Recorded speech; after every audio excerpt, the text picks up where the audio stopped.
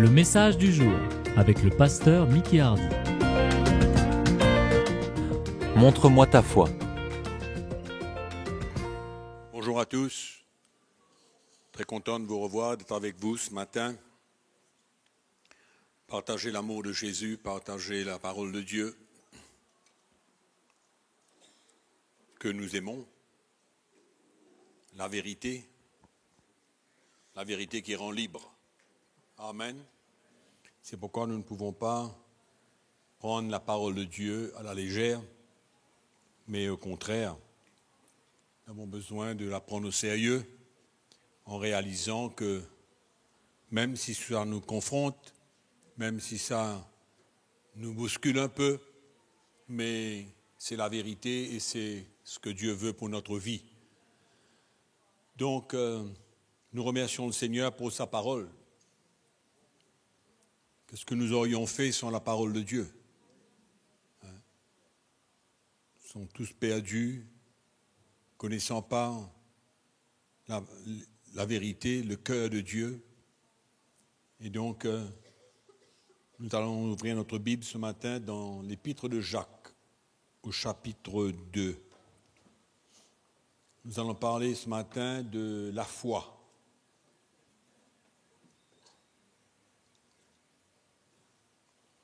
De la foi accompagnée d'œuvres, d'actions.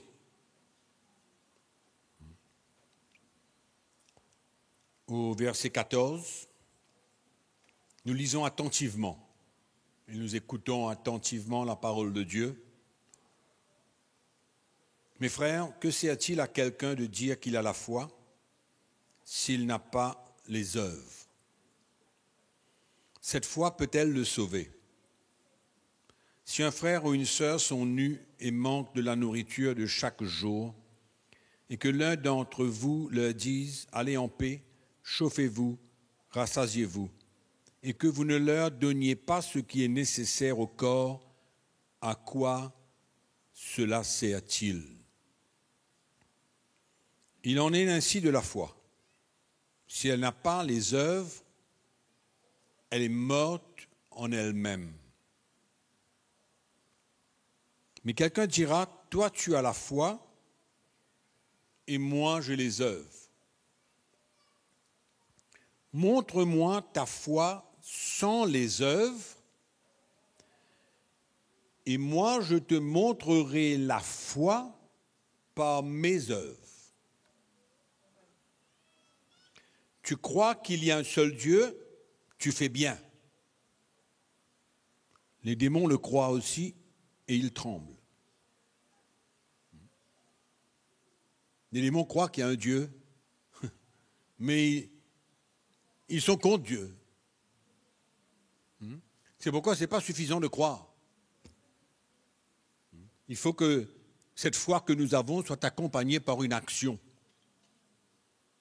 qu'on appelle une œuvre, que nous allons voir la différence entre une bonne œuvre pour essayer de se justifier, pour essayer de trouver grâce auprès de Dieu, pour essayer d'avoir le salut. Ce n'est pas la chose que nous allons parler, mais nous allons faire quand même la différence. Veux-tu savoir, ô homme vain, que la foi sans les œuvres, elle est inutile? Abraham, notre père, ne fut-il pas justifié par les œuvres lorsqu'il offrit son fils Isaac sur l'autel? Tu vois que la foi agissait avec ses œuvres et que par les œuvres, la foi fut rendue parfaite. Ainsi s'accomplit ce que dit l'Écriture. Abraham crut à Dieu et cela lui fut imputé à justice et il fut appelé ami de Dieu. Vous voyez que l'homme est justifié par les œuvres et non par la foi seulement. Rahab, la prostituée, ne fut-elle pas également justifiée par les œuvres? Lorsqu'elle reçut les messagers et qu'elle les fit partir par un autre chemin, Comme le corps sans esprit est mort, de même la foi sans les œuvres est morte. Amen. Voilà un texte important pour nous, pour comprendre bien que si nous déclarons que nous avons la foi et que cette foi n'est pas accompagnée par une action, une œuvre, qu'on appelle une œuvre, une action, ben elle est morte, elle est inutile. Faisons la différence entre des œuvres mortes. Quand j'étais dans la religion, je faisais des œuvres mortes pour essayer de trouver faveur devant Dieu, ou même croire qu'à travers les œuvres, je serai sauvé. Mais l'apôtre Paul nous le dit bien clairement dans Éphésiens chapitre 2, le verset 8. Il nous dit « Car c'est par la grâce que vous êtes sauvés par le moyen de la foi. Et cela ne vient pas de vous, c'est le don de Dieu. Ce n'est point par les œuvres afin que personne ne se glorifie. » Ce n'est point par les œuvres. Et là, le mot « œuvre » ici veut dire de bonnes actions. De bonnes actions. Essayer de faire quelque chose de bon pour recevoir le salut, pour être sauvé, pour être justifié par Dieu. Donc ça, ce n'est pas ce que l'apôtre Jacques est en train de parler. Il continue, Paul, il dit « Ce n'est point par les œuvres afin que personne ne se glorifie, car nous sommes son ouvrage, ayant été créés en Jésus-Christ pour de bonnes œuvres. » Là, il parle de notre qualité d'œuvre. Ce que Jacques parle maintenant, c'est la même chose que Paul parle.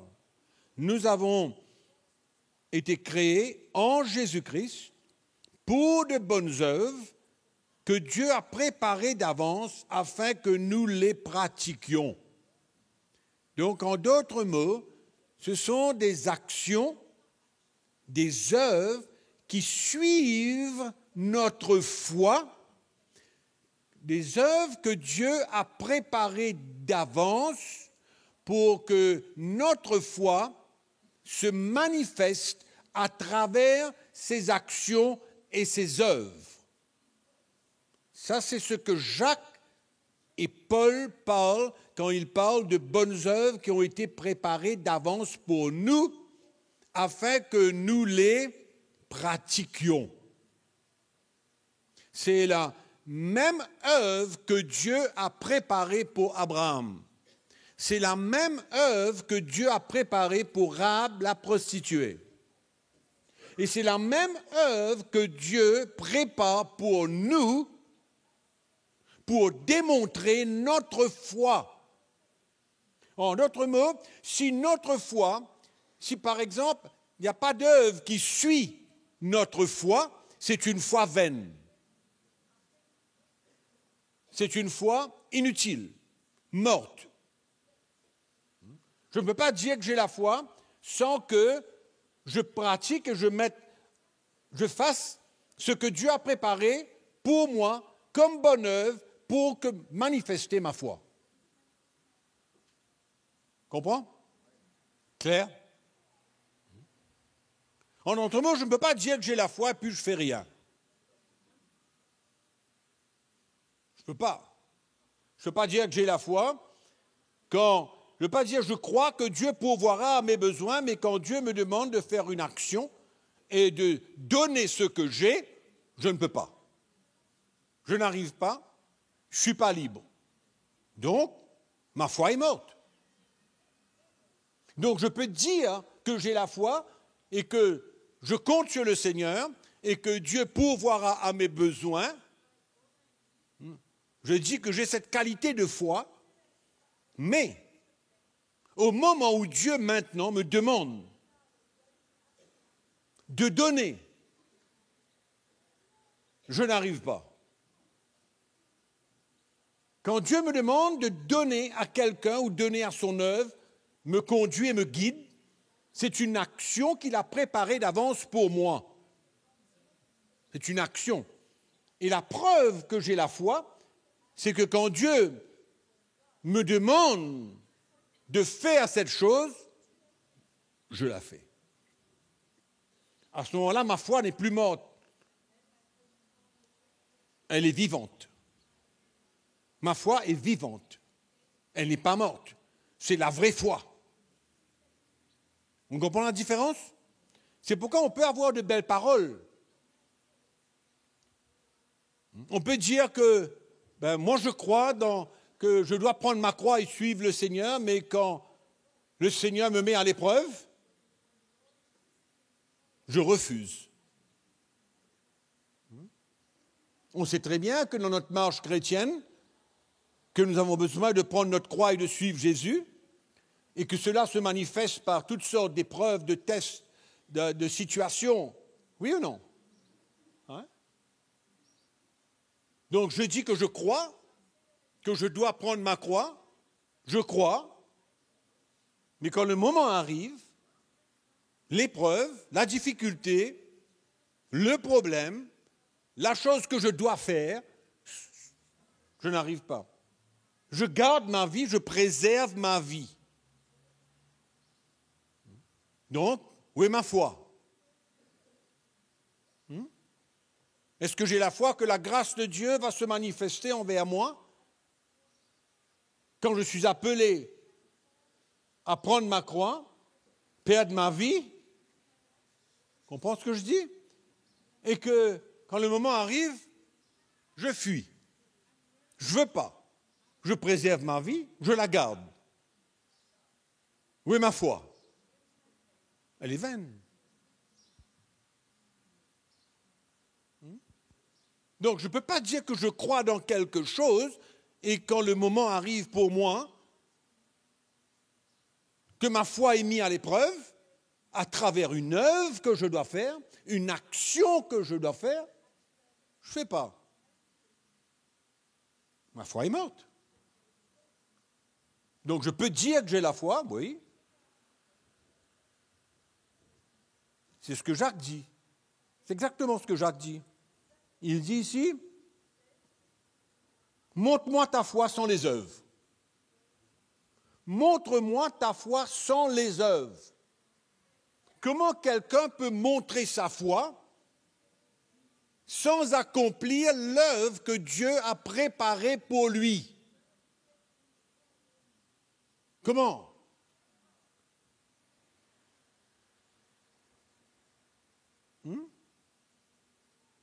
C'est la même chose. Je crois que Dieu est un Dieu de l'impossible. Je crois que Dieu fait des miracles.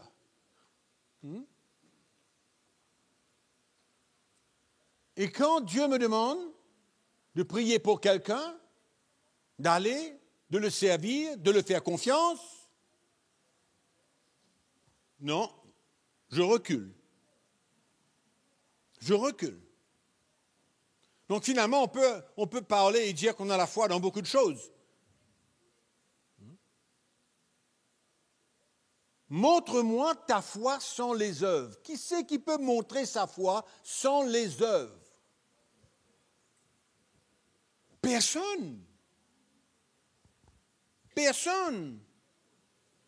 Et il dit, mais maintenant, moi, je vais te montrer la foi par mes œuvres. Je vais te montrer ma foi par les œuvres. Donc il y a une grande différence entre les deux. Qui peut montrer sa foi sans les œuvres? Personne ne peut. Amen. Donc je ne suis pas en train de parler d'une bonne œuvre là. Je ne suis pas en train de parler d'une bonne œuvre.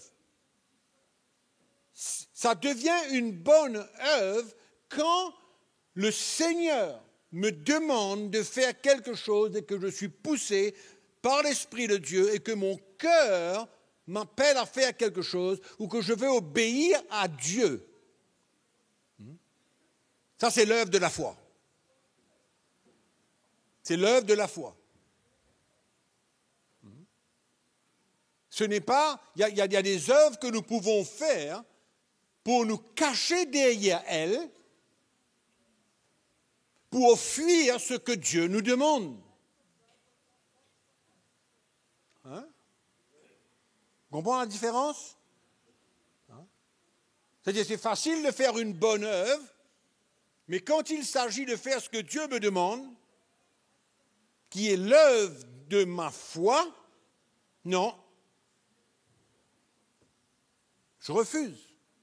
Je refuse. Et alors, qu'est-ce qu'on fait? On se cache derrière cette bonne œuvre, cette bonne action. Et là, l'apôtre Jacques nous montre l'exemple d'Abraham. Abraham crut en Dieu. Amen. Et la Bible nous dit qu'il fut justifié. Mais qu'est-ce qui s'est passé dans la vie d'Abraham? Il avait la foi. Et Dieu lui demande, sacrifie ton fils, Isaac. Sacrifie-le. Et par contre, il avait reçu de la part de Dieu une promesse concernant son fils. Le fils de la promesse. Et Dieu lui demande, maintenant va et sacrifie ton fils. Ça, c'était l'œuvre préparée d'avance par Dieu pour Abraham, afin qu'il montre à Dieu sa foi et qu'il a la crainte de Dieu. C'est ça que Dieu dit à Abraham après qu'il ait empêché, qu'un ange est venu pour l'empêcher de tuer son fils Isaac. Maintenant, je vois que tu as la crainte de Dieu. Amen. Maintenant, je vois que tu as la foi. L'épreuve de la foi est toujours par une bonne œuvre préparée d'avance par Dieu pour que nous puissions l'accomplir. La foi vivante. Amen. Clair. Donc, mes frères et sœurs, qu'est-ce que je viens de dire? C'est que Dieu prépare des choses pour nous. Nous sommes dans la foi, nous avons la foi. Et souvent, les choses que Dieu prépare d'avance pour nous ne sont pas trop plaisantes. Mais pour démontrer notre foi, il nous faut accomplir cette œuvre. Et elle est une œuvre quand on marche en l'obéissance à ce que Dieu nous demande. Ça, c'est la foi et les œuvres. Amen. Ça, c'est la foi et les œuvres. Rahab, la prostituée, c'était pareil. Cette femme qui habitait Jéricho, Josué avait envoyé 2 espions pour visiter le pays. Et cette femme avait entendu dire que le Dieu du peuple d'Israël avait fait des grands miracles pour ce peuple. Et que toute la région avait peur de ce peuple, de ce Dieu qui était avec ce peuple. Et quand les 2 espions sont partis, Rahab, la prostituée, les a protégés. A ouvert sa maison, il les a cachés, elle les a cachés, pour que le peuple ne les tue pas. Et là, il y a eu un contrat entre eux. Et nous connaissons que comment, quand le peuple d'Israël est rentré en Jéricho, il fallait que cette femme puisse attacher le cordon du fil cramoisi sur sa fenêtre, la fenêtre par laquelle elle avait libéré ces 2 espions. Et que quand le peuple d'Israël allait prendre Jéricho, cette femme, son père, sa mère, ses frères, ses sœurs, sa famille seraient sauvés. Si ils ne sortaient pas de la maison et que quand le peuple d'Israël allait venir pour prendre Jéricho et qu'ils allaient voir le cordon de fil cramoisi suspendu à la fenêtre, le peuple d'Israël aurait protégé cette femme. Amen. Donc cette femme a cru, elle avait la foi, elle a cru dans ce Dieu, le Dieu d'Israël. Elle avait une crainte. Et elle a agi. Et elle a fait quelque chose pour démontrer sa foi. Et elle a protégé, gardé, préservé ces 2 espions. Et leur a dit, prenez le chemin de la montagne, restez-y pendant 3 jours, attendez que ceux qui vous cherchent retournent chez eux, et puis vous retournerez. Amen. Et nous savons que quand le peuple d'Israël est rentré à Jéricho, la femme a été sauvée avec toute sa famille. Hein? C'est merveilleux.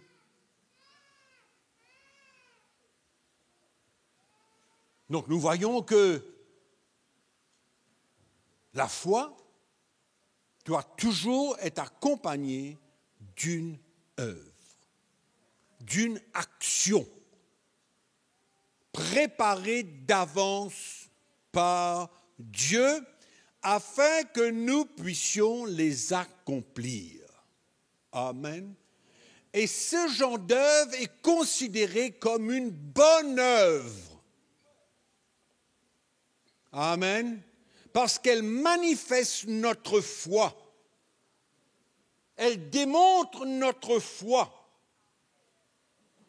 Une obéissance à Dieu pour répondre à son appel, pour accomplir l'œuvre qu'il a préparée d'avance. Donc ça n'a rien à voir avec simplement aller faire quelque chose de bon. C'est bon, il n'y a pas de problème. Mais là, nous sommes en train de parler de la bonne œuvre qui suit la foi. Et la foi doit pouvoir se démontrer, doit pouvoir se manifester. Elle ne se manifeste pas, elle n'est pas utile, elle est morte, à moins que nous accomplissions l'œuvre. Comme Abraham. Comme Abraham. Pareil. Abraham a cru. Et Dieu lui a dit, va, il est parti. Donc, sa foi était réelle. Amen. Sa foi était réelle. Et pour nous tous, mes frères et sœurs, nous tous, dans notre marche chrétienne, le Seigneur éprouve notre foi. Comment? Par des œuvres qu'il nous demande d'accomplir. Hein? Par des œuvres qu'il nous demande d'accomplir. Même l'exemple que l'apôtre Jacques nous donne. Si tu vois quelqu'un, ton frère, dans le besoin, il est nu, il n'a pas de nourriture, il a un grand besoin. Et tu lui dis, va, rassasie-toi, et parle. Le Seigneur s'occupera de toi. Mais toi, tu ne fais rien. Mais où est l'œuvre qui doit suivre ta foi? Où est l'œuvre qui doit se manifester et qui montre que notre foi est réelle, qui montre que notre foi, elle est vivante, elle n'est pas morte. Et mes frères et sœurs, nous sommes confrontés dans notre vie chrétienne, souvent, par des œuvres que Dieu nous demande de faire. Des actions, comme Abraham, comme Rahab, et plein d'autres encore. Nous sommes tous appelés, d'une manière ou d'une autre, à accomplir cette œuvre. Quand nous prenons notre croix et que nous suivons Jésus, combien de fois par jour nous sommes appelés à mettre en œuvre ce que nous croyons? Oui ou non? Combien de fois nous sommes appelés à mettre en œuvre, faire ce que nous croyons? Et quand nous faisons ce que nous croyons, de ce que Dieu dit, de ce que Dieu nous demande, là on peut dire, j'ai la foi. Ma foi est réelle. Amen. Ma foi est réelle. Elle est vivante. Elle n'est pas morte. Donc c'est très important pour nous de comprendre la différence entre de faire une bonne action, comme ça, c'est bien, c'est mon cœur qui me pousse à faire quelque chose de bien pour quelqu'un. C'est bien, c'est très bien. Mais il y a des moments où Dieu a déjà préparé quelque chose de précis, de spécifique. Et il nous met dans cette situation, il nous place dans cet environnement et il nous demande de faire quelque chose de spécifique. Et c'est là le défi, c'est là le challenge. C'est là où nous avons besoin de démontrer notre vraie foi, vivante. On a confiance en Dieu, dans sa grâce, confiance en lui. Et on fait ce qu'il nous demande. Amen. Et donc, en d'autres mots, ce n'est plus une foi qui est morte. C'est juste pas une parole. Non. Regardez ce que Jacques dit dans le chapitre 1er. Regardez ce qu'il dit. Le verset 22. L'apôtre Jacques nous dit, mettez en pratique la parole et ne vous bornez pas à l'écouter en vous trompant vous-même par de faux raisonnements. Car si quelqu'un écoute la parole et ne la met pas en pratique, il est semblable à un homme qui regarde dans un miroir son visage naturel et qui, après s'être regardé, s'en va et oublie aussitôt comment il était. Mais celui qui aura plongé les regards dans la loi parfaite, la loi de la liberté, et qui aura persévéré, n'étant pas un auditeur oublieux, mais se mettant à l'œuvre, celui-là sera heureux dans son activité. Amen. C'est un peu dans le même contexte, la même idée qui suit. En d'autres mots, on ne peut pas simplement écouter ce que Dieu nous dit de faire. Et souvent, quand Dieu nous demande de faire quelque chose, il y a toujours un prix à payer. Toujours sortir un peu de notre route. Une demande de faire au-delà de ce que nous faisons normalement. Ça nous met au défi, ça confronte notre propre état, non? C'est comme ça. Et si nous voulons démontrer notre foi, on ne peut pas se retenir. Mais plutôt, nous sommes appelés à répondre à ce challenge, répondre à ce défi et marcher dans l'obéissance. Dur, difficile, brisement et tout. Mais c'est là où on démontre notre vraie foi. C'est là où on démontre une foi vivante. C'est pourquoi la chrétienté, souvent, on ne peut pas dire que c'est une connaissance biblique. Je connais la parole de Dieu, je suis un théologien, je connais tout ce que ça dit, mais ça ne veut pas dire que tu as la foi parce que tu es un théologien. Ça ne veut pas dire que tu as la foi même si tu crois dans tout ce qui est dit dans la parole de Dieu. Les démons croient en Dieu. Ça ne veut pas dire que tu as la foi. Si tu crois tout ce que la Bible dit.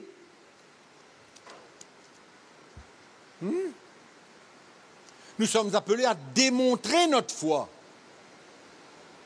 que notre foi se manifeste. Non seulement qu'on croit dans ce qu'on veut vivre, mais on croit dans notre Dieu qui, par sa grâce, nous aide à accomplir sa volonté et à accomplir cette bonne œuvre.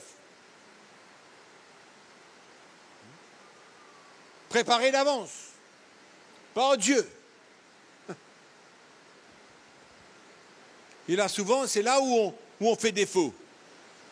Parce qu'on ne réalise pas que les choses qui se passent dans notre vie sont des situations déjà préparées par Dieu. On ne réalise pas. Souvent, mes frères, on parle de foi.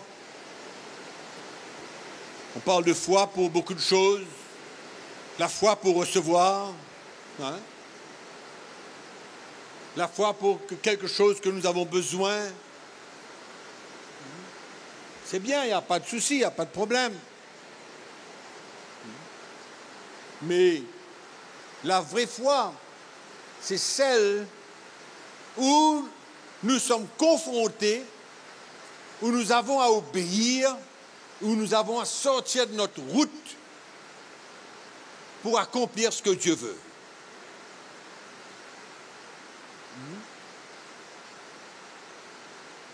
Ça, c'est la vraie foi manifestée, vivante.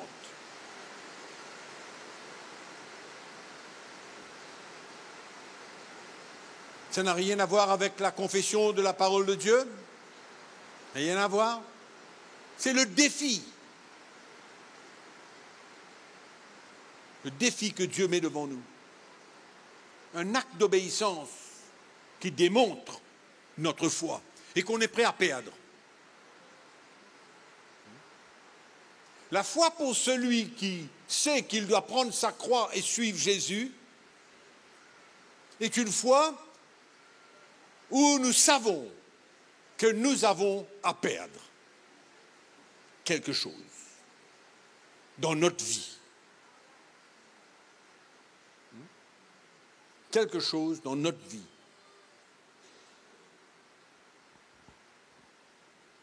Et c'est là où souvent où ça nous arrête. On lutte. Ce matin, moi, je veux vous encourager à vivre dans une foi vivante. Pour nous tous. Nous tous. Et c'est tellement clair de l'apôtre Jacques. Tellement clair.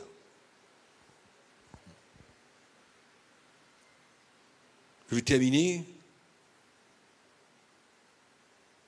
en relisant ce verset 18 qui est extraordinaire. Il dit, mais quelqu'un dira, toi tu as la foi et moi j'ai les œuvres. Montre ta foi sans les œuvres. Non mais réalise un peu ce qu'il est en train de dire. Là. Montre ta foi sans les œuvres. Tu ne pourras pas me montrer. Ce n'est qu'une parole que tu déclares. Mais par contre, moi, je te montrerai la foi par mes œuvres. La foi par mes œuvres. Amen. Donc, mes frères et sœurs, on ne peut pas éviter les défis, les œuvres que Dieu place devant nous. Il faut arrêter de réfléchir et de marcher selon notre cœur, en écoutant la parole de Dieu et la voix de Dieu, qui nous montre les choses que nous avons besoin de faire. Oui, il nous montre, il nous conduit. C'est une marche d'obéissance. Comme Abraham, du reste, il a obéi. Il a obéi avec une foi dans son cœur.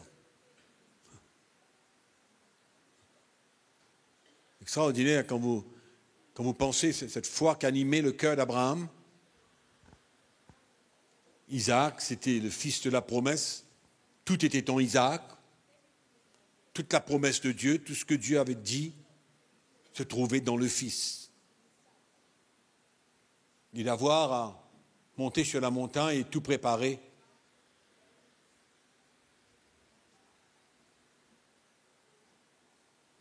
Pour tuer son fils. Démonstration d'une foi vivante. Et le livre des Hébreux nous montre comment il avait la foi jusqu'à croire que Dieu ressusciterait son fils. Amen. Notre mot, la foi dans notre cœur ne nous arrête pas, ne doit pas nous arrêter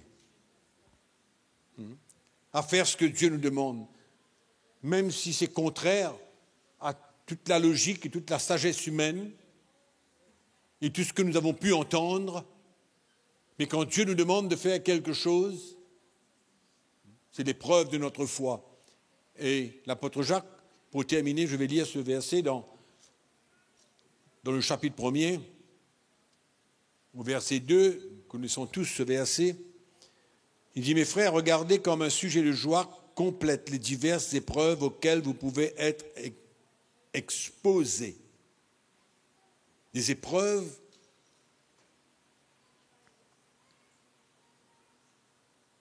auxquelles vous pouvez être exposés. C'est quoi ces épreuves? C'est comme Abraham, n'est-ce pas? Sachant que l'épreuve de votre foi, produit la patience. Mais il faut que la patience accomplisse parfaitement son œuvre, afin que vous soyez parfaits et accomplis sans faillir en rien. Amen. L'épreuve de notre foi. Souvent, on écoute les gens parler, on s'écoute parler, et on croit qu'on est vraiment des hommes et des femmes de foi. Mais c'est quand l'épreuve vient, quand le test vient, c'est là où vraiment nous allons voir et découvrir l'état de notre foi. Comment est notre foi? Moi, je veux qu'on puisse s'encourager ce matin et réaliser que notre dépendance sur le Seigneur est la base même de toute action que nous sommes appelés à faire. Notre dépendance sur le Seigneur Jésus. Et de savoir que sa grâce est toujours avec nous dans toutes les épreuves, dans toute action qu'il prépare d'avance pour nous, pour que nous puissions les accomplir.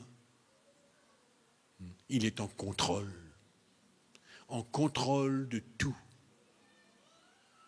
Combien d'entre nous passent par des moments difficiles dans la vie et que nous savons que nous avons besoin de faire quelque chose.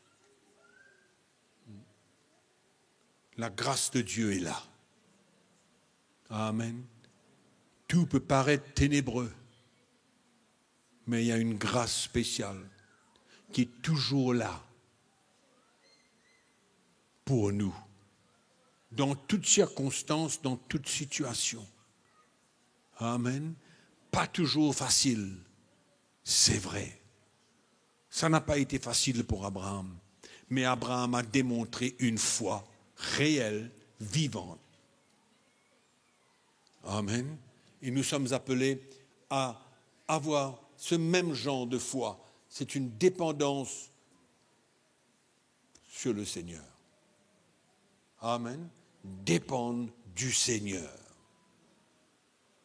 Et mes frères et sœurs, nous serons appelés de plus en plus à dépendre sur lui. Croyez-moi, il y a des actions qui sont préparées d'avance pour que nous puissions les accomplir. Ne croyez pas que c'est fini. Non, il y en a encore. Il y en a encore.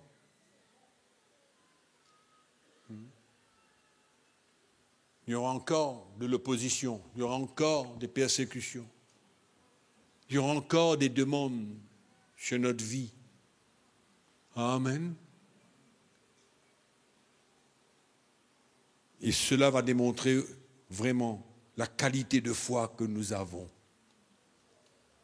Je vous ai dit et je le répète souvent, Dieu va nous demander davantage. Amen. Dieu va nous demander davantage. Vous le croyez, mes frères et sœurs? Hein? Dans tous les domaines de notre vie. Hein? C'est comme si que le chemin devient de plus en plus étroit. Hein? De plus en plus étroit. Pourquoi notre foi a besoin d'être réelle, vivante. Ça ne demeure pas un langage. Ça ne demeure pas simplement une croyance comme ça. S'il y a quelqu'un ce matin qui nous visite et qui dans son cœur ressente le besoin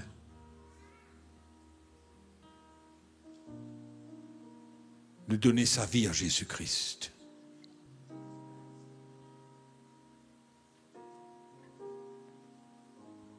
il sait qu'il a besoin de Jésus aujourd'hui. Sa présence est avec nous ce matin. Son amour touche nos cœurs.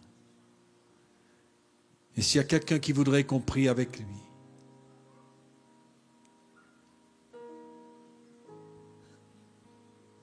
et qu'il reçoive le pardon de ses péchés, et qu'il croie en Jésus-Christ, venu dans la chair,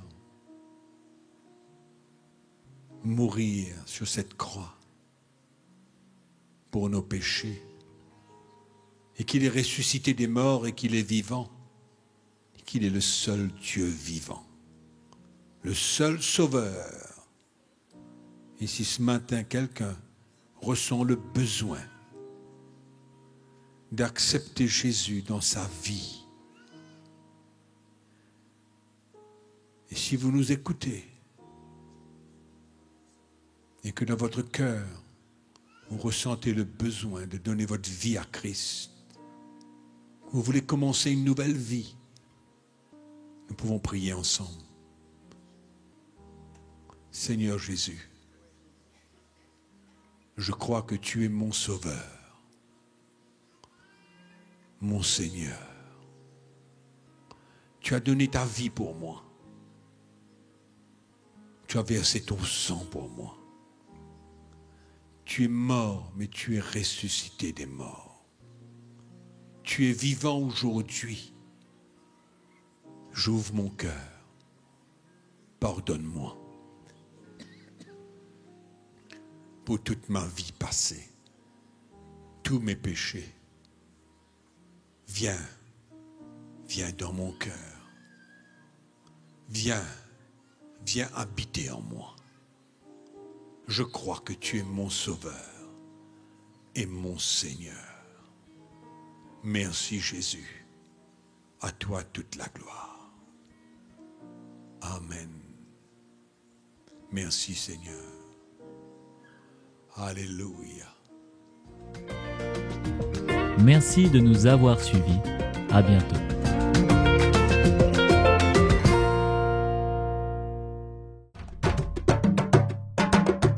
Pour plus d'informations, visitez le www.ctmi.org.